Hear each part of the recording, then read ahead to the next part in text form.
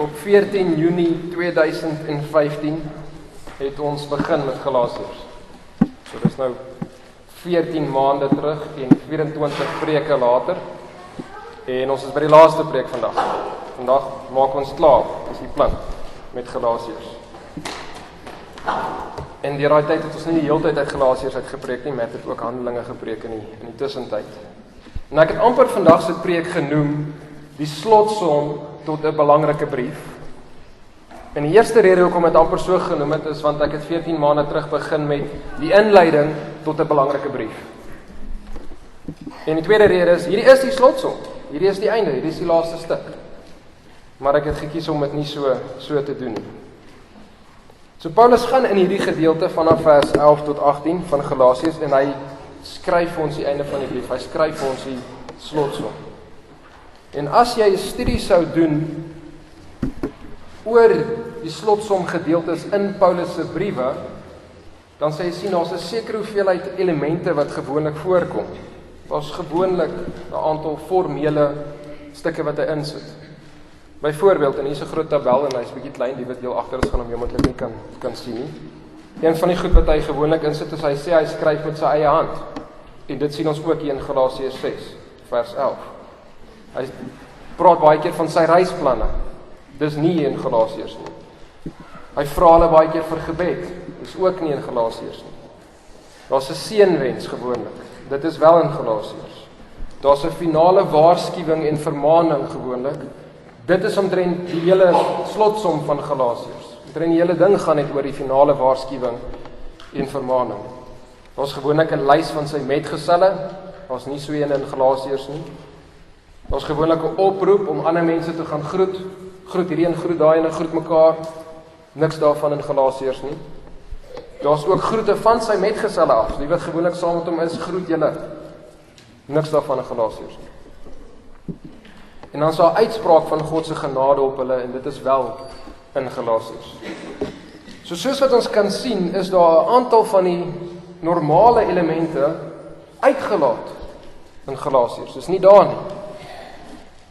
Veral die meer formele, gebruikelike, kulturele gedeeltes en die groet gedeeltes is nie daar nie. En in plek daarvan ontmasker Paulus weer eens die valsleraars en hulle valslering en hy bemoedig die Galasiërs en hy sê vir hulle, moenie hulle volg nie, volg my. Dit is nog 'n laaste vermaaning en waarskuwing. En die feit dat Paulus hierdie formele gedeeltes uitgelaat het, hy het presies dieselfde gedoen in die begin van die boek. Toe hy begin het hy ook 'n klomp van die formele goed uitgelaat en hy het reguit en hard en duidelik met hulle gepraat. Hoekom? Hoekom laat hy hierdie formele stukkies uit in die begin en die einde van die boek van Galasiërs?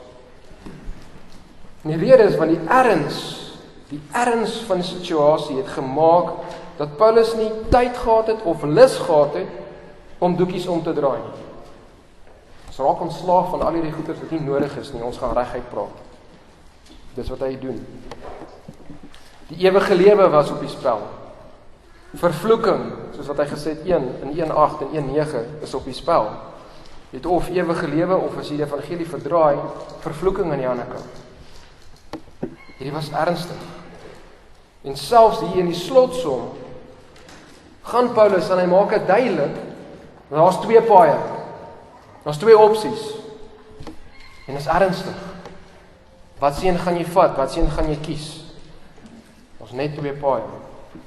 En aan die een kant is daar die pad wat gebaseer is op verdienste, redding gebaseer op verdienste. Aan die ander kant is daar redding gebaseer op God se genade.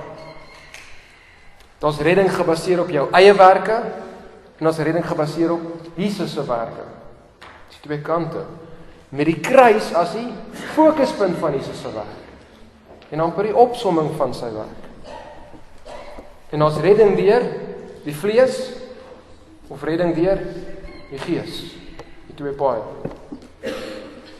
En Paulus gaan vir 'n laaste keer wys hoe elkeen van hierdie 2 paaie lyk en wat elkeen van hierdie 2 paaie kan bereik. Wat hulle kan doen. of nie kan bereik nie kan doen. So hy is besig om hierdie kontras op te stel tussen hierdie twee verskillende paaie.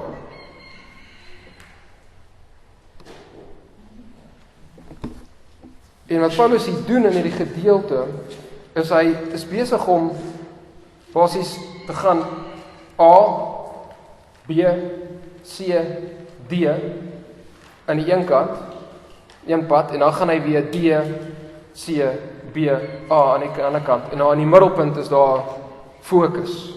Dis die belangrikste ding. So vir die laaste keer gaan Paulus en hy gaan verduidelik elkeen van hierdie verskillende paaie. Kom ons lees die teks saam. Galasiërs 6 vers 11. Hy sê, of skryf, kyk met watter groot letters ek met my eie hand aan julle skrywe. Almal wat 'n mooi vertoning in die vlees wil maak, die dwing julle om julle te laat besny, net om nie ter wille van die kruis van Christus vervolg te word nie. Want ook hulle wat besny word, hou self nie die wet nie, maar hulle wil hê dat julle besny moet word, sodat hulle in julle vlees kan roem. Maar wat my betref, mag ek nooit roem nie, behalwe in die kruis van ons Here Jesus Christus, deur wie die wêreld vir my gekruisig is, en ek vir die wêreld. Want in Christus Jesus het nog die besnydenis, nog die onbesnydenheid enige krag, maar 'n nuwe skepsel. En mag daar vrede en barmhartigheid wees oor almal wat sal wandel volgens hierdie reël en oor die Israel van God. Verder moet niemand my moeite aandoen nie, want ek dra die littekens van die Here Jesus Christus in my liggaam. Die genade van ons Here Jesus Christus, sy met julle gees, broeders. Amen. En daai vers 11 staan op tot 'n mate op sy eie. Wat hy skryf, ek skryf met my eie hand in hierdie groot letters. Dis half nie heeltemal gekonnekteer aan die res van die gedeelte nie. Maar wat ons wel daaruit leer is dat hy is besig om tot 'n slotsom te kom, om te eindig. En kyk hoe begin hy daai vers 11. Hy sê, ek skryf, of hy sê, kyk met watter groot letters ek met my eie hand in julle skryf. Kyk wat so groot letters. En hy sê vir hulle, kyk. Dit beteken wat? Hy verwag dat hulle die brief letterlik sal kan sien. Persoonlik gaan elkeen van hulle die brief kan lees. En hoe dit gewerk het in daai tyd is, hy skryf die brief, hy stuur dit aan 'n kerk, hulle lees die oorspronklike, hulle toegang tot die oorspronklike, hulle kan daarna kyk, en nadat hulle dit gelees het, maak hulle afskrif van dit. Dan stuur hulle die oorspronklike na die volgende kerk, en hulle hou die afskrif. En deel van daai proses is hoe God gemaak het dat ons die woord kan kry. Want nou is daar 'n klomp kerke wat almal 'n afskrif het van die oorspronklike. En jy kan hulle met mekaar gaan vergelyk. So God het hierdie proses gebruik om die woord te bewaar. Maar hoekom skryf Paulus, en hy sê, hoekom skryf hy met groot letters? Hoekom groot letters? Want ons kan nie 100% seker wees nie, want hy sê nie vir ons nie. Hy sê nie, ek skryf groot letters, en hierdie is wat ek bedoel daarmee, en hierdie is wat ek, hoekom ek dit doen. Die oorspronklike lesers, hulle sou presies geweet het. Hulle sou 100% seker kon gewees het, wat hy bedoel het daarmee. Hulle sou verstaan het. Ons kan moontlike opsies voorsit, of opneem. Opsie nommer 1, hoekom hy in groot letters skryf, is Paulus het 'n oogprobleem gehad. Galasiërs 4, vers 13 en 15, sien ons dat hy het een of ander siekte gehad toe hy by hulle aangekom het. In vers 15 sê hy, julle het my soveel ontvang, julle was selfs bereid om julle oog uit te ruk en vir my te gee, as dit sou gehelp het. So, dalk het hy moontlik 'n oogprobleem gehad. Opsie nommer 2, Paulus wou die inhoud van sy brief beklemtoon, en nie die mooi voorkoms daarvan. Daar was 'n manier wat hulle geskryf het, wat groot blokletters was. En wat jy gewoonlik geskryf het, as jy iets op 'n muur gaan sit en dit gaan affekteer. Maar dit was 'n lelike skrif, en dit was 'n skrif wat baie spasie gevat het, en dis het hulle dit gewoonlik nie gebruik nie. Want papier was duur geweest. So as jy dit gedoen het, dan het jou meer geld gekos, en dit lyk nie so mooi nie. So meeste van die ouens wat geskryf het, 'n fynere skrif gebruik en 'n mooier skrif gebruik. So Paulus sê, weet jy wat, vir my gaan dit nie oor die uiterlike nie.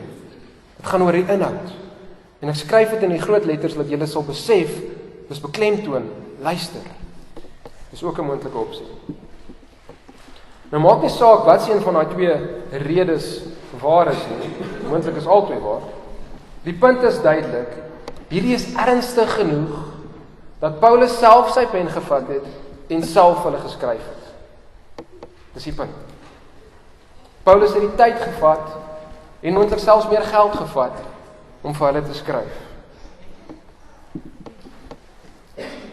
En dan as ons nog na vers 11 kyk, is daar nog een vraag wat ons moet beantwoord. Wanneer Paulus hierdie skryf, dit wat hy daar sê in vers 11, verwys dit na die hele brief, of verwys dit net na die laaste gedeelte? So is hy besig om te sê, ek het die hele brief vir julle geskryf, of net die laaste gedeelte skryf ek met my eie hand vir julle. In 'n aantal van Paulus se ander briewe, maak Paulus dit duidelik dat hy net die laaste gedeelte met sy eie hand geskryf het. Byvoorbeeld, 2 Tessalonisense 3 vers 17 sê hy, die groete van Paulus, met my eie hand, wat 'n teken is in elke brief, so skryf ek. En hy het dit gedoen tot 'n mate, want daar was baie mense wat vals briewe geskryf het in sy naam. So hy wil seker gemaak het, hulle weet, dis hy wat die brief skryf. So, Paulus se gewoonte was om gebruik te maak van 'n scriba, van iemand wat afgeskryf het, 'n afskrywer. So hy het die brief voorgesê, en die persoon het gewoonlik die brief afgeskryf. Dis sy gewoonte. Maar hierso in vers 11, in daai vorm van die werkwoord, skrywe, gee dit vir ons idee dat dit verwys na dit wat voorheen gekom het. Dit wat hy al reeds geskryf het, en dit wat hy nou besig is om te skryf. So dit lyk asof Galasiërs 'n uitsondering is. Sy gewoonte is, gebruik 'n scriba. Galasiërs, my eie hand, die hele brief, groot letters. Dis hoe dit lyk. En dit wys vir ons, weer eens, hoe ernstig Paulus hierdie saak gesien het. Hy het persoonlik sy pen gevat. En moontlik was dit vir hom moeilik geweest. Moontlike oogprobleem. En hy het persoonlik vir hulle geskryf. Want hy wou gehad het, hulle moes sien hoe ernstig hierdie is. En hy wou gehad het, dat hulle sy vermaaning moet aanvaar en dat hulle wegdraai van die rigting wat hulle in beweeg het. So dis vers 11, en dan gaan Paulus in vers 12 tot 17, en hy stel 'n duidelike kontras op tussen hierdie werksgebaseerde teologie aan die een kant van die valsleraars en die kruisgefokuste teologie van Paulus self.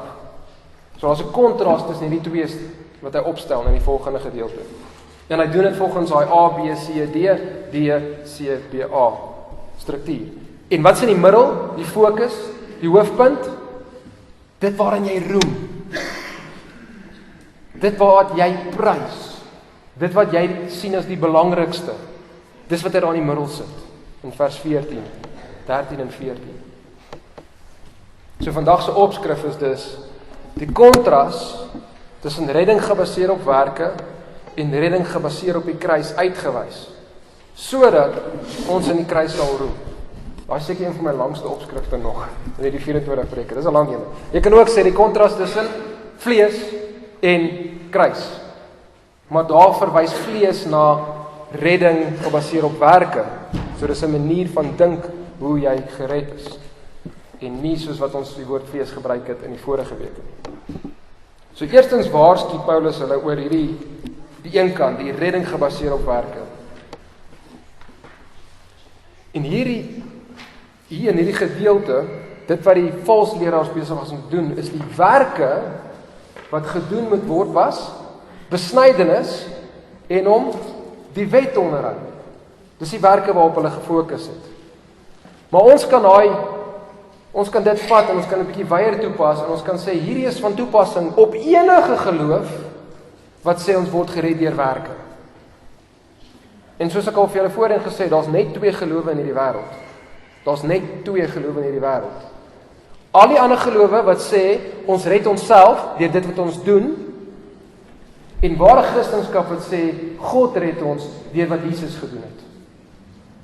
En ons ontvang dit deur geloof in Christus alleen. 2 paaie.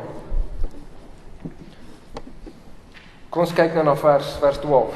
Hy sê, almal wat 'n mooi vertoning in die vlees wil maak, die dwing julle om julle te laat besny. Net toe daarso. Die eerste ding wat ons sien oor redding gebaseer op werke is dat redding gebaseer op werke het 'n valse vertoning, of ons kan sê valse tekens. En daai woord vertoning beteken letterlik om 'n mooi of 'n goeie gesig te hê of voor te sit. Jy sit 'n mooi gesiggie op. Lyk pragtig aan die buitekant. Dis wat daai woord beteken. Hierdie ouens het seker gemaak dat die buitekant goed is en dat die buitekant mooi lyk. Wat werklik aan die binnekant gebeur, dis nie belangrik nie, solank die gesig, die buitekant net mooi is, solank daar 'n mooi vertoning is. En Paulus sê, hulle wil 'n mooi vertoning in die vlees maak. Mooi vertoning in die vlees maak.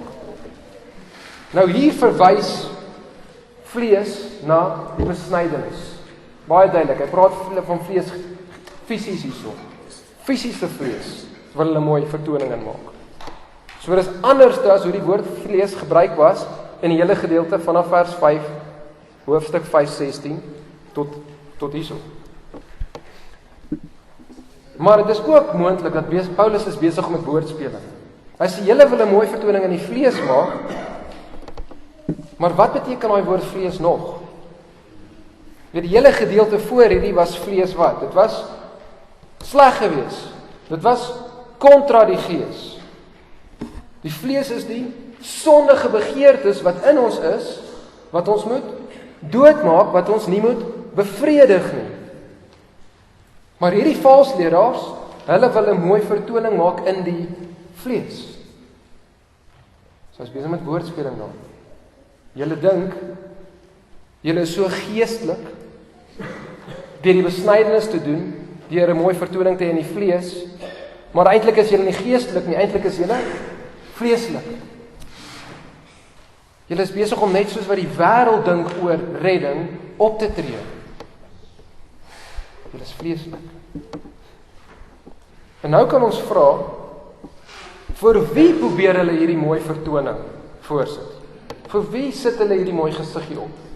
Wie is hulle gehoor? Wie moet dit sien? En ons 2 opsies. Opsie nommer 1 is die Romeine, opsie nommer 2 is die Jode. Die Jode het 'n mate van vryheid van geloof gehad in die Romeinse ryk. Hulle was 'n uitsondering vergun gewees wat die ander lande en volke nie gehad nie. Hulle mag hulle eie geloof gevolg het. So as 'n Jood, mag jy 'n Jood gewees het en jy sou nie vervolg gewees het deur die Romeinse regering daarvoor nie. Jy kon ook 'n proseliet geword het, so jy kon jouself 'n Jood gemaak het en soos dit die Joodse geloof aangeneem het, sonder dat die regering jou sou vervolg het. So dis mag dit wees dat hierdie valsleraars vir die Romeinse regering en die Romeine 'n mooi gesiggie wil opsit, mooi vertoning wil maak. Want solank as wat hulle lyk soos Jode, dan sal hulle nie vervolg word nie. Dan sal hulle kan aangaan. So die mooi vertoning mag dalk wees vir die Romeine. Maar, die ander kant, die Jode kant, in dieselfde tyd het die Zealot beweging onder die Jode al hoe sterker geword. Hierdie radikale, militante groep, en hulle het partykeer selfs van hulle ander Jode wat hulle nie van gehou het nie, het hulle gesassen uitgehaal. Hierdie ouens het van niks gehou, enigiets wat heiding is nie. As dit Grieks of Romeins was, het hulle dit gehaat. En as jy as 'n Jood saam met heidene gewerk het, dan het hulle jou totaal jy het 'n afskie gehad in jou eenkant gestoot, jou uitgedruk. En hulle het ook 'n streng fokus gehad op wetsonderhouding. Besnydenis, om die wet te hou, is baie belangrik vir hierdie Jode. So dalk is hierdie mooi vertoning vir die Jode gewees. En Jode wat in Jerusalem en daai areas meer bly. So, kan een van hierdie 2 groepe wees, mag dalk albei van hulle wees. Dit kan wees vir die Romeine of dit kan wees vir die Jode. Maar hierdie alles is wat? Dit is 'n valse vertoning. Hulle weet dat Christendom wat sê dat die Messias gekruisig is op 'n Romeinse kruis, is nie dieselfde geloof as die Joodse geloof nie. Dis nie dieselfde ding nie. Nie die Joodse geloof van hulle tyd nie. Die Joodse geloof van hulle tyd het gesê, ons Messias gaan kom en hy gaan ons kom red van die Romeine, van ons vyande. So hulle het geweet hierdie goeders is nie dieselfde nie. Tog wou hulle dat lyk asof dit dieselfde is. Asof Christendom en Jodendom, daar's so klein verskilletjies, maar eintlik is dit maar dieselfde ding. Ons almal het besnydenis, ons almal hou die wet, en dit is vals. En daarom wil hulle julle dwing om julle te laat besny. Dis hoekom hulle wil hê hierdie ons moet besny word. Hulle probeer voorgee dit wat hulle nie is nie. Hulle probeer aan die een kant Christene wees, en aan die ander kant probeer hulle vir die wêreld te wys, nee, ons is eintlik Jode, ons lyk soos Jode. Dis 'n vals vertoning. Hulle is bekommerd oor wat mense dink, en nie oor wat God gedink het. En ons, jy, as jy kerk toe kom, doen jy dieselfde? Sit jy ook 'n mooi gesiggie op? Maak jy asof alles goed gaan? Wanneer iemand jou vra, hoe gaan dit? Dan antwoord jy, het gaan goed. Hoekom? Is dit wanneer die gebruik is van wat ons moet sê? Of is dit wat werklik besig is om te gebeur? Sit jy net 'n gesiggie aan? Of vertoon jy die werklikheid? Moenie 'n vals vertoning opsit by die kerk nie, ook nie by jou werk nie, waar jy ook al gaan nie, maar veral nie hier nie. Maak eerder oop. Sê wat werklik is besig om te gebeur, sodat as jy geval het, ons jou kan kom ophelp, as dit nodig is. Galasiërs 6 vers 1. Of as jy sukkel om jou las te dra, dat ander jou las kan kom help dra. Galasiërs 6 vers 2. Moenie 'n vals vertoning opsit nie. So dis eerstens, redding gebaseer op werk het 'n valse vertoning. Tweedens, redding gebaseer op werke vlug vir vervolging. Paulus gaan en hy ontbloot hulle motief vir hierdie vertoning. Hy skryf, almal wat 'n mooi vertoning in die vlees maak, die dwing julle om julle te laat besny, net om ter wille van die kruis van Christus net om nie ter wille van die kruis van Christus vervolg te word nie. Hulle motief om julle te laat besny is sodat hulle nie vervolg sal word nie. Dis wat hulle motief is. Hulle vrees die wat die liggaam kan doodmaak. In plaas dat hulle die een vrees wat liggaam en siel in die hel kan laat verderf. Matteus 10 vers 28. Hulle gaan en hulle soek vrede met mense, maar dit is ten koste van vrede met God. 'n verhouding met God. Maar hoe is dit dat hulle ter wille van die kruis van Christus vervolg sal word? Want dit sê hulle wil nie vir die kruis vervolg word nie. So die koneksie van vervolging is met die kruis. Hoekom is dit so? Hoekom sou die kruis vervolging bring? Wel as jy die kruis verkondig het, soos wat Paulus het verkondig het, dan sal daar vervolging gekom het van hierdie Romeine af en van die Jode af. Die kruis van Christus verwys nie na 'n fisiese stuk hout nie. Dis nie die tekentjie wat ons hang op ons nek nie. Dis nie waarna hy verwys met daai woorde nie. Dit verwys na die totale werk van redding wat God bewerk het deur Jesus. So as hy praat van die kruis van Christus, dan is dit net die opsomming van die hele ding, van die hele evangelie, van die hele werk wat God gedoen het. Die kruis van Christus is die klimaks van Jesus se totale werk in ons plek. Dit verwys na die prys wat hy betaal het in ons plek om ons te versoen met God en ons te bevry van ons sonde. En dit verwys ook na God se genade wat ons gered het. Wat hy die kruis gegee het en vir Christus na die kruis toe gestuur het. So dit gaan oor daai hele ding van redding. En dat God ons red deur Jesus se werk. En vir die Jode wat gedink het, hulle is God se kinders deur geboorte en hulle hou hulle verhouding met God in plek deur besnydenis en deur die wet, was die kruis 'n struikelblok. Dit was meer as dit was 'n belediging. Hoe kan ons Messias doodgaan op ons vyand se kruis? Kan nie so wees nie. Hoe kan julle sê ons is verlore en ons moet gered word? Ons is aan Jode. Hoe kan julle sê ons word gered deur geloof alleen en nie deur om die wet te hou nie? Ons soek 'n Messias wat ons gaan kom red van ons vyande af. Ons soek nie een wat ons gaan red van sonde af nie. Sonde kan ons hanteer. Ons het die wet. Ons het nie daai probleem nie. Die probleem is ons vyande. Ons soek nie hierdie Messias wat jy verkondig nie. En hoe kan julle sê dat as gevolg van Jesus se werk alle volke, selfs die heidene, God se mense kan word deur geloof alleen? Nie deur besnydenis nie, nie deur die wet onderhou nie. Vir die Jode was die kruis 'n rede om Christene te vervolg, want dit was totaal en al teen alles wat hulle verkeerdelik verstaan het oor die Ou Testament. Hulle verkeerde interpretasie. En so as 'n Jood sê het hy volg hierdie Messias, hierdie Christus, dan sou die ander Jode hom verstoot het. Hulle sou hom uit die sinagoge uitgegooi het. Hulle sou selfs so ver gegaan het om te sê ek verkoop niks aan jou nie. Jy mag glad nie eens met my handel dryf nie. So selfs al het jy geld gehad, het jy dalk gesukkel om iets net te gekoop te kry. Jy was vervolg deur die Jode. So dis hoekom die kruis vervolging sal bring van die Jode af. Maar ook die Romeine sou die kruis gesien het as 'n rede om Christene te vervolg. Dis wat 'n Romein sou sê.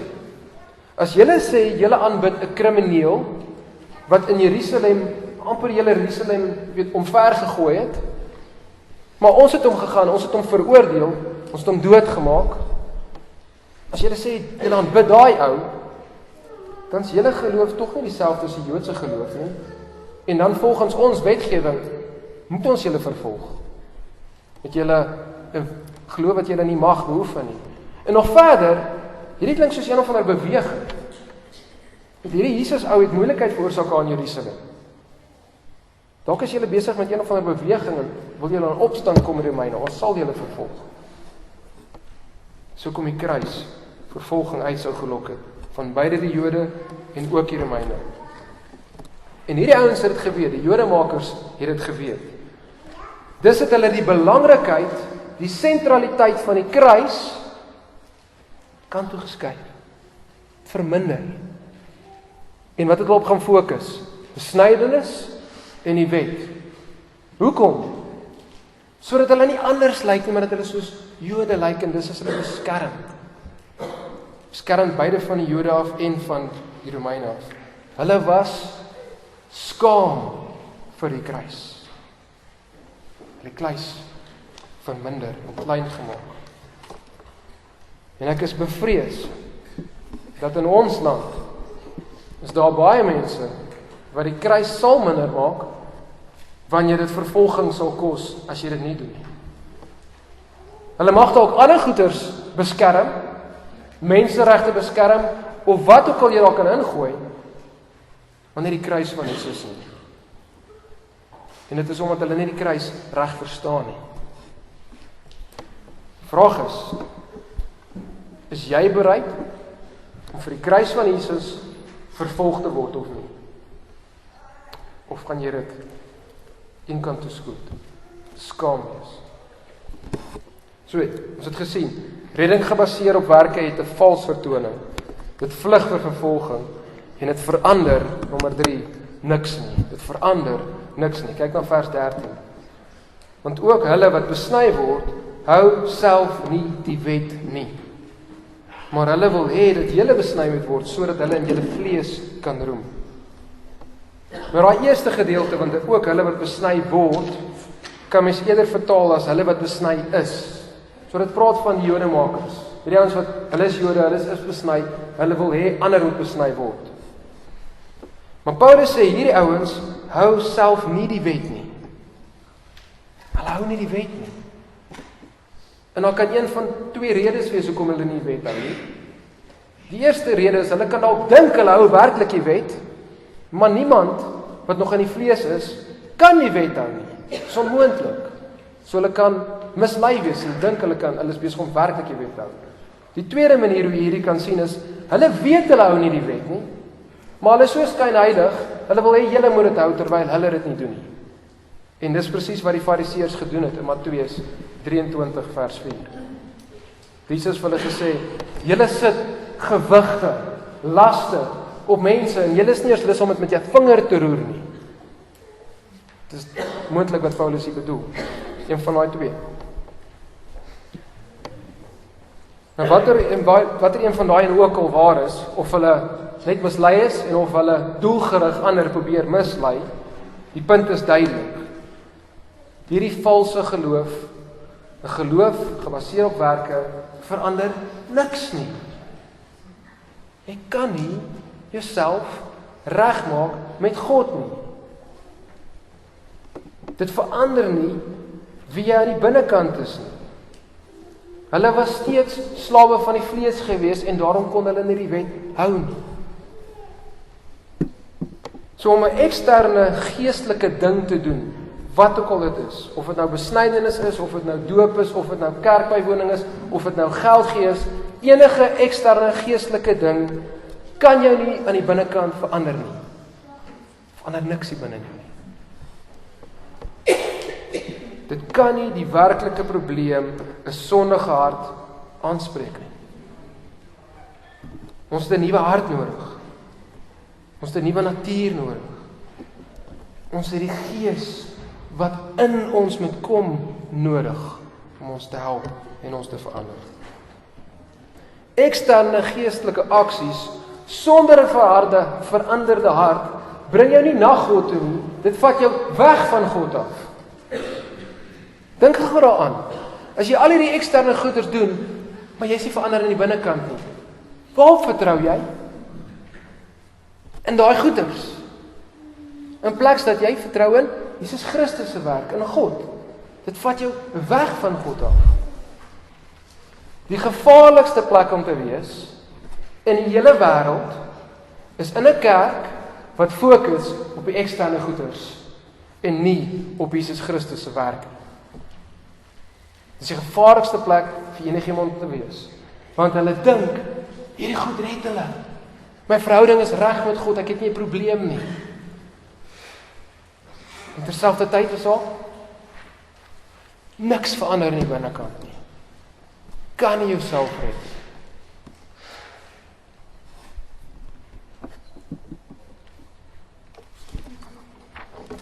So maak seker jy gaan nie en jy gaan roem nie in die vlees nie. Jy gaan roem nie in jou werke nie. Dis wat hierdie ouens gedoen het. En dit was die een kant. Die vleeskant. Redding gebaseer op werke kant. En nou gaan Paulus en hy gee vir ons die ander kant, die kontrasterende kant, die kant wat hy gevolg het. Kyk na vers 14. Maar wat my betref, mag ek nooit roem nie, behalwe in die kruis van ons Here Jesus Christus. Hierdie woorde van Paulus moes hulle baie hard getref het. Hierdie ouens gaan en hulle steek die kruis wel weg en hulle fokus juis op die vlees. En dan gaan roem juis in die vlees. En Paulus sê vir hulle, ek roem nie in myself nie, ek roem nie in die vlees nie. Waarop roem ek? Ek roem op die kruis. Dit moet julle wegsteek. En hierdie vers in ons kultuur klink so mooi. Dit klink so mooi, ek roem in die kruis. Maar dit is soos om te sê, ek roem in die elektriese stoel. Of ek roem in die hangtang. Ons vergeet wat die kruis is. Ons weet, kruis is vir ons hierdie mooi ornamentjie. Ons moet onthou, die kruis was ontwerp vir die doel om die slegste kriminele op die wreedste moontlike manier dood te maak. Die kruis was ontwerp nie net om die persoon dood te maak nie. Verstaan, daar's baie makliker maniere om iemand dood te maak. Die kruis was nie ontwerp net om die persoon dood te maak nie. Die kruis se doel was om die persoon af te breek, die persoon te verneder en die persoon basies te ontvorm dat as amper nie meer mens verhang nie. Dit was ook gedoen om ander te waarsku om nie in opstand te kom teen Rome nie. Net die slegste van kriminele was op daai manier doodgemaak gewees. As jy Romeinse burger was, mag jy nie gekruisig geword het nie. Want dit was te wreed. En partykeer was dit te lank selfs. Manier jy doodgegaan het. En hierdie wrede, afskuwelike moordwapen het die dierbaarste teken geword van Christendom. Dink aan. Ons gaan verby hierdie. Dis 'n ding wat gebruik was om mense te martel. En dit is vir ons die dierbaarste teken van Christendom. En is reg dat dit die dierbaarste teken is van Christendom as jy dit reg verstaan. Maar baie mense verstaan dit nie reg nie. Verstaan nie wat die kruis beteken nie. As jy aan die kruis net dink as God se simbool van liefde vir jou, is dit alles wat die kruis vir jou is, dan het jy die verkeerde kruis. Dan het jy nie die kruis van Christus nie. Die kruis is eerste die simbool van God se haat ten opsigte van sonde en sondaars wat sonde doen. Dis wat dit eerste simboliseer. God haat sonde soveel dat hy self sy eie seun nie net laat doodmaak nie. En luister mooi, ek sê laat doodmaak. Maar hy gaan verder. Hy laat hom martel. Hy laat hom verneder. Hy laat hom gebreek word op die kruis. En as jy nie die toorn van God as gevolg van my sonde en jou sonde in die kruis sien nie, dan sien jy ook nie die liefde van God daar nie. Dan verstaan jy nog nie eens hoeveel liefde God vir jou gehad het deur die kruis nie. Kyk wat sê 1 Johannes 4 vers 10. Hierin is die liefde. Nie dat ons God lief gehad het nie, maar dat hy ons lief gehad het en sy seun gestuur het as 'n versoening vir ons sondes. En daai woord versoening is toorn, bevrediging. Die toorn van God as gevolg van ons sondes is op Jesus geplaas. Daarin sien ons God se liefde. So as jy die sondekant en die oordeelkant uitlaat, dan het jy ook nie die liefdekant van God nie. Dan verstaan jy dit nie reg nie. God se liefde word gesien in die feit dat hy juis sy toorn wat op ons moes gekom het, op Christus uitstort. En ons verstaan, God red ons nie van 'n slegte lewe nie. God red ons nie van nie ons volle potensiaal bereik nie. God red ons van sy toorn wat op ons moes gewees het en wat ons verdien het. En hy gaan sit dit op Jesus. Dis wat die kruis is. En daarom roem ons in die kruis. Daarom is die kruis 'n dierbare teken vir ons. Ons roem in die kruis, want op die kruis het Jesus die straf vir ons sondes, wat op ons moes gekom het, wat vir ons in die hel moes betaal het, op homself geneem, omdat hy ons so lief gehad het. Ons roem in die kruis, want daarom sien ons God se liefde vir ons, toe ons nog sondaars was, toe ons het nog niks verdien het nie, glad nie. En die kruis bewys ook vir ons dat ons nie onsself kan red nie. Die enigste een wat op die kruis kon gehang het, is 'n perfekte lam, sondelose lam. Ons kan nie onsself red nie. So ons roem in die kruis, want daarin sien ons God se soewereine genade. Kruis is genade. So dis die teken van oordeel wat ons nie ontvang het nie. Dis teken van God se genade wat op ons is. Dis die teken van God se liefde wat hy vir ons bewys het. Daarom roem ons in die kruis. En dan sê die teks nog 'n rede hoekom ons moet roem in die kruis, want dit sê want deur die kruis is die wêreld vir my gekruisig en ek vir die wêreld. En hierdie bring ons by ons eerste beskrywing van redding gebaseer op die kruis. Redding gebaseer op die kruis bevry jou van die wêreld. Die kruisdood van Jesus, dis sy hele volledige werk, alles wat hy gedoen het om ons te red, het die krag om die wêreld vir jou te kruisig en jou vir die wêreld te kruisig. Dit gebeur deur die kruis, die werk wat Jesus gedoen het. Maar wat beteken dit dat die wêreld vir jou gekruisig is en jy vir die wêreld gekruisig is? Dit is 'n mooi ding om te sê, maar as ons nie verstaan wat dit beteken nie, dan help dit ons niks nie. Eerstens, die woord wêreld wat hier gebruik word gebruik om te praat van die huidige wêreldstelsel waarvan Satan die koning is, Efesiërs 2 vers 2, 1 Johannes 5 vers 19, en waarvan sonde die meester is. So dis hierdie huidige bose wêreld.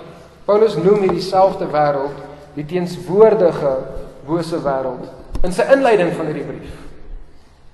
So in Galasiërs 1 vers 4 noem hy dit die teenswoordige bose wêreld. Dis waarvan jy gekruisig is en vir wat jy ook gekruisig is. En 1 Johannes 5 vers 19 verduidelik dit nog so 'n bietjie meer. Ons weet dat ons uit God is, die wat gered is, in die hele wêreld in die mag van die bose lê. En die mag van die bose is in die teks ingesit. Die Grieks sê letterlik, ons weet dat ons uit God is en die hele wêreld in die bose is. Dis waarvan hy praat. Jy is of deel van hierdie wêreldstelsel, jy is in die bose, in sy mag, in sy beheer, of jy is in God se koninkryk. En jy is onder beheer van die Gees. Jy is besig om vir hom te leef. En om te kruisig is om dood te maak. Om dood te gaan.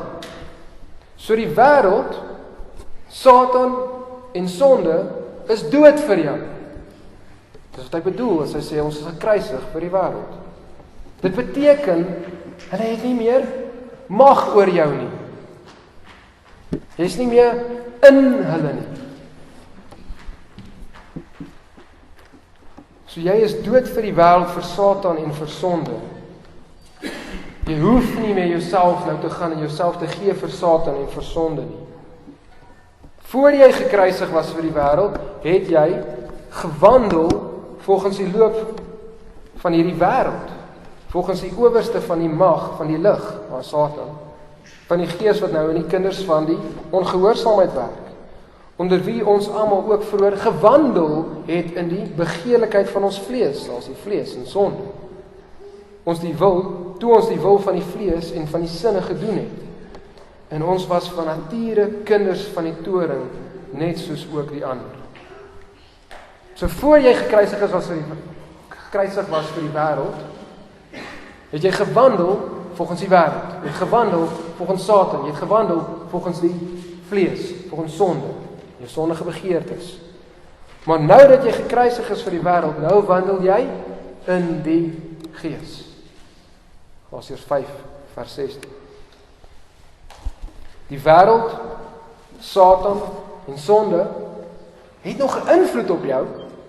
Net soos wat ons gesien het in Galasiërs 5 dat die vlees het nog 'n invloed op ons, maar dit beheer ons nie meer nie. Dit het nie meer mag oor ons nie. Die ou mens wat in hulle mag was, is gekruisig saam met Christus, is dood vir Galasiërs 2 vers 20. En die nuwe mens het gekom. En daai nuwe mens is in die mag van God. Is onder die Gees. Maar hierdie woord wêreld, hierdie konsep van wêreld sluit ook vals gelowe in. Dit sluit ook die idee dat jy jouself kan red deur werke. So jy is ook dood vir dit. Kyk wat sê Kolossense 2 vers 20 en 21. As julle dan saam met Christus die eerste beginsels van die wêreld afgesterf het, as jy dood is, en die eerste beginsels van die wêreld is om te sê, ons red onsself deur sekere goeders te doen, en sekere ander goeders nie te doen nie. Ons red onsself deur werke. So as jy daarvoor afgesterf is, waarom is julle, asof julle nog in die wêreld lewe, onderworpe aan insettinge, soos raak nie, smaak nie, roer nie aan nie. So om te sê, jy is gekruisig vir die wêreld, is om te sê, daar is altyd daai kante. Jy is dood vir die vlees, en vir sonde, en Satan. Dit is nog 'n invloed, maar dit nie mag op jou nie. En jy is ook dood vir die idee dat jy jouself kan red deur werke. Aan twee kante. En as die wêreld vir jou gekruisig is, en jy gaan speel met die wêreld, jy gee jouself weer vir die wêreld, dan is dit soos om na die begrafplaas toe te gaan, en nou gaan grou jy daar in die graf, en dan gaan lê jy langs aan die lijk.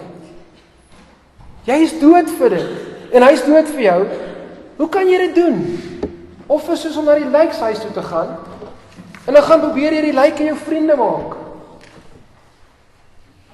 Jy is dood vir die wêreld, en die wêreld is dood vir jou. Jy kan nie jouself aanhou gee vir die wêreld nie.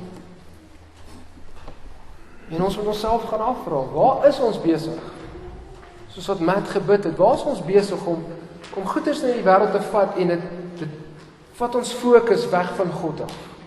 Dit word die primêre, dit word belangriker as God. Wat se dinge van die wêreld is besig om ons in te trek en ons in te sleep? So die kruis van Christus bevry jou van die wêreld en die wêreld se mag oor jou. Dit was die eerste beskrywing, bevry jou van die wêreld. Die tweede beskrywing van redding gebaseer op die kruis is, dit vernuwe jou van binnekant af. Redding gebaseer op werke, geen verandering. Redding gebaseer op die kruis, nuwe mens. Kyk dan na vers 15. Want in Jesus Christus het nog die besnydenis, nog die onbesnydenheid enige krag. Hierdie eksterne aksies, geestelike dinge wat ons doen, geen waarde nie, geen impak nie.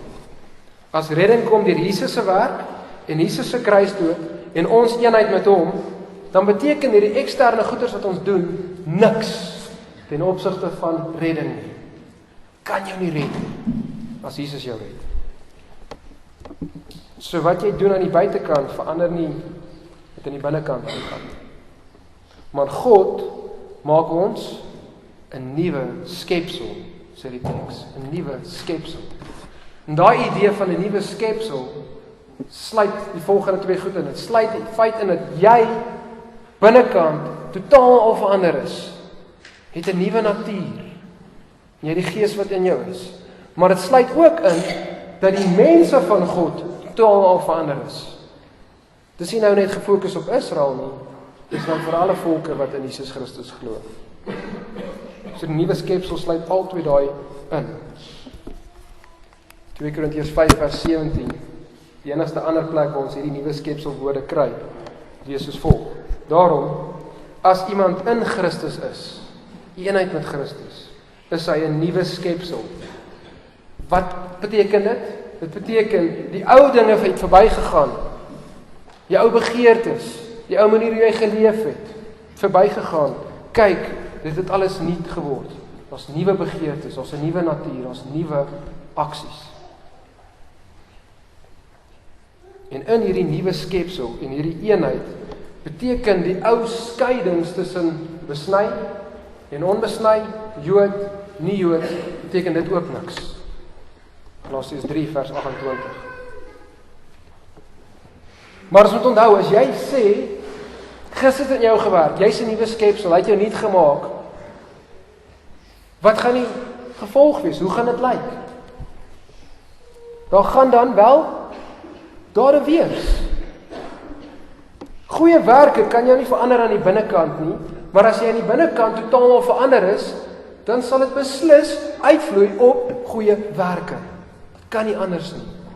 As jy die gees van God in jou het, dan sal die vrug van die gees uit jou uitkom.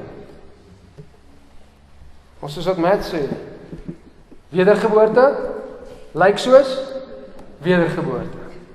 As jy nuwe skepsel is, dan sal ons dit sien. Dit gaan moet anders lyk as die ou mens. Redding gebaseer op werke kan nie God gehoorsaam nie, dit kan nie vir God gelewe nie. Maar redding gebaseer op die kruis kan, want dit is 'n nuwe skepsel. Dit is verandering wat plaasvind aan die binnekant. En waar redding gebaseer op werke vlug vir vervolging, bring redding gebaseer op die kruis vrede met God. Dit bring vrede met God. En nou moet ek gou eers iets sê oor vertalings. Wanneer ek 'n nuwe vertaling ergens optel, dan is hierdie teks, Galasiërs 6 vers 16, gewoonlik een van die eerstes waartoe ek blaai. Die rede hoekom ek dit doen is, hierdie is een van die areas waar jou teologie, jou vertaling kan beïnvloed. Ek sê dit gaan dit noodwendig beïnvloed nie, maar dit kan dit beïnvloed. En kyk net gou, kyk net hoe die 83 en die 53 hierdie vertaal. Ek lees eers die 53. En mag daar vrede, Galasiërs 6 vers 16, mag daar vrede en barmhartigheid wees oor almal wat sal wandel volgens hierdie reël en oor die Israel van God. In 83 vertaling. En almal wat volgens hierdie beginsel leef, die ware Israel, mag God aan hulle vrede gee en barmhartigheid bewys. So die 53 vertaling maak dit duidelik, daar's twee groepe. Daar's die wat volgens die reël wandel en daar's Israel. Die 83 sê, dis dieselfde groepe. Dit is die ware Israel. En die New International Version, die NIV, wat ook 'n meer dinamiese ekwivalent is, net soos die 83, doen presies dieselfde. Hulle vertaal dit ook net soos die 83. Soortgelyk. Al die ander letterlike vertalings, die wat meer by die Grieks probeer hou, het hierdie wat handel volgens hierdie reël en Israel. Twee verskillende groepe. So die vertalers van die 83, die NIV, se teologie, dat Israel die kerk vervang het, of wat ook al so 'n ander woord jy wil gebruik in plaas van vervang, het hulle vertaling beïnvloed. Hulle het die woordjie in Grieks kai, wat verder by die meerderheid van die tyd en vertaal word, dat hulle gaan verander, en gesê dit beteken, dit is. Hierdie groep, dit is Israel. So hulle het nie hulle self gelei deur die teks nie, hulle het hulle self toegelaat om gelei te word deur die teologie en dit in die teks ingeskryf, dit in die teks ingeskryf. Okay, so dit is 'n bietjie op die vertalings. Wat ook interessant is dat net hier in Galasiërs eindig Paulus met vrede en barmhartigheid. En al sy ander plekke waar hy 'n skrif, 'n brief eindig, het hy nie vrede en barmhartigheid saam nie. Gewoonlik vrede saam met iets anders, nie barmhartigheid. Hierdie is ook die enigste plek in die hele Bybel, Ou Testament en Nuwe Testament, waar jy vrede en daarna barmhartigheid. Op elke ander plek is dit aan die kant om. Barmhartigheid en dan eers vrede, wat 'n bietjie meer logies is. So hierdie feit, die feit dat dit op elke ander plek aan die kant om is as hierso, en in die woordorde, maak dat ek dink die Holman vertaling die beste is. Ek vertaal hy dit. My peace come to all those who follow this standard, and mercy to the Israel of God. So dis word vrede beloof aan die wat wandel volgens hierdie reël, en barmhartigheid word toegewens vir Israel. So dis nie vrede en barmhartigheid vir almal wat hierdie reël en vir Israel. En nou moet ons net gevra, waarna verwys hierdie reël? Dit is belangrik om te weet, wat bedoel hy? Wat is hierdie reël wat ons volgens moet wandel? Want dit is 'n kondisionele stelling hierdie. Hy sê, jy kan net die vrede kry, as jy wandel volgens hierdie reël. So ons wil weet, wat is hierdie reël? Okay, hierdie reël verwys na om te roem in die kruis. So dit verwys jy onmiddellik terug na vers 14, om te roem in die kruis alleen. So as jy in die kruis roem, as jy in die kruis jou alles vind, as die kruis jou hoof fokus is, dan ontvang jy hierdie vrede. En hierdie vrede is vrede met God. En dit maak sin. As jy wandel volgens die reël dat die kruis is alles in jou lewe, en is dit die kruis wat Christus betaal het vir jou sonde, en is dit die kruis wat jy versoen word met God, dan is dit hierdie kruis wat jy vrede ontvang met God. Die valse leraars, hulle het vrede gesoek met die wêreld, en daarom het hulle gevlug vir vervolging. Maar die wat in die kruis roem, hulle kry vrede met God. En dan in daai laaste gedeelte, en barmhartigheid vir die Israel van God. God se barmhartigheid, anders as God se genade, kan beide op gereddenis wees en ook op ongereddenis. So daar's plekke in die Bybel wat God se barmhartigheid uitgespreek word oor ongereddenis. Hierso sê Paulus dus, barmhartigheid oor Israel, ongeredde Israel. Israel wat nie wandel volgens hierdie reël nie. En wat hy daarmee bedoel met daai woord barmhartigheid is dus, God moenie vir hulle gee dit wat hulle verdien nie. Hulle verdien oordeel. Ek wens dat U nie vir hulle sal oordeel gee. En hy praat ook verder oor Israel. So moenie vir hulle gee dit wat hulle wel verdien. En dit bring ons by ons laaste beskrywing. So redding gebaseer op werke, bevry jou van die wêreld, dit vernuwe jou van binnekant af, dit bring vrede met God en dit het ware bewyse en tekens. Vers 17. Verder moet niemand my moeite aandoen nie, want ek dra die littekens van die Here Jesus Christus in my liggaam. Hierdie valse leraars met hulle valse lering en die Galasiërs wat hulle begin volg het, hulle het vir Paulus moeite aangedoen. Hulle het gemaak dat Paulus bekommerd was oor hulle. En dat Paulus vir hulle hierdie vurige brief skryf. Want hulle was besig om sy evangelie te verdraai en hulle was selfs besig om hom aan te val. En nou sê hy vir hulle, hou op daarmee. Hou op om die evangelie te verdraai, hou op om my aan te val. En dan gee hy rede, want ek dra die littekens van die Here Jesus Christus in my liggaam. Paulus gaan en hy spot so 'n bietjie met hierdie valse leraars. Hulle het 'n mooi gesig opgesit. Hulle het 'n vals vertoning gehad deur die besnydenis te probeer doen. Maar Paulus se gesig en sy liggaam was vermink vir Jesus. Hulle sit 'n mooi gesiggie op. Hy sê, kyk hoe lyk ek. En Paulus het hierdie littekens opgedoen toe hy by hulle was in Galasië. In Lystra, een van die stede daarso, het hulle hom gestenig, hom uit die stad uitgesleep en het hom buitekant gelaat want hulle het gedink hy's dood. Weet jy, lyk iemand as hy op daai manier gestenig is en hy kom weer by. En hoe lyk sy gesig? Lyk sy lyf? Dit laat littekens. So Paulus sê vir hulle, julle het die besnydenis, julle wil in die vlees roem. As ons in die vlees wil roem, kyk nou my littekens. Maar hierdie woord littekens verwys ook na die brandmerk wat hulle gegee het vir 'n slaaf, om te sê, hierdie slaaf behoort aan daardie eienaar. So as hy hierso skryf, want ek dra die littekens van die Here Jesus, dan is hy besig om te sê, ek het die bewyse dat ek werklik die slaaf is van Jesus Christus. En dat ek werklik hom dien. En dat ek werklik sy apostel is.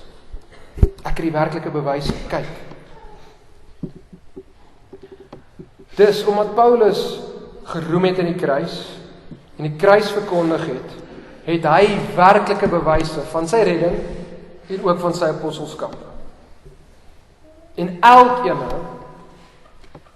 wat roem in die kruis, sal bewyse hê, dat hy 'n slaaf is van Christus. Hy sal littekens hê. En ons littekens is dalk nie fisiese littekens nie, maar ons moet bewyse hê. Daar moet werke wees, daar moet 'n veranderde lewe wees, wat wys jy is die slaaf van Christus. En ons doen dit, ons het hierdie werke, omdat God ons so lief gehad het. Omdat God sy toorn oor Christus uitgestort het op die kruis. Omdat hy ons nuut gemaak het, van binnekant. Omdat hy ons vrede gegee het met hom.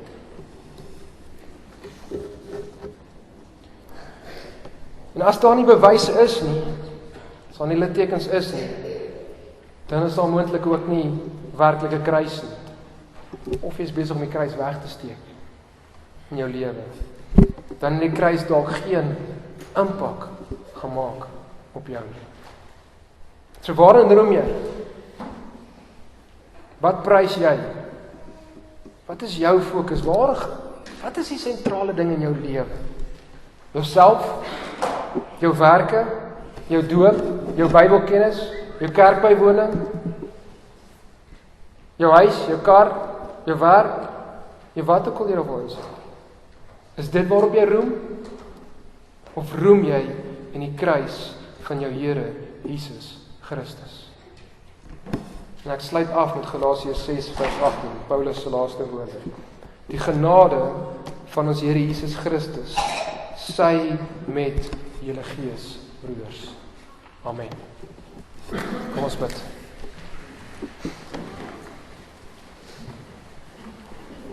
Here, ons dankie vir hierdie brief van Galasiërs, die vurige brief wat Paulus geskryf het, vol emosie, omdat hy bekommerd was oor hierdie mense wat hy ondergewerk het se redding, Here.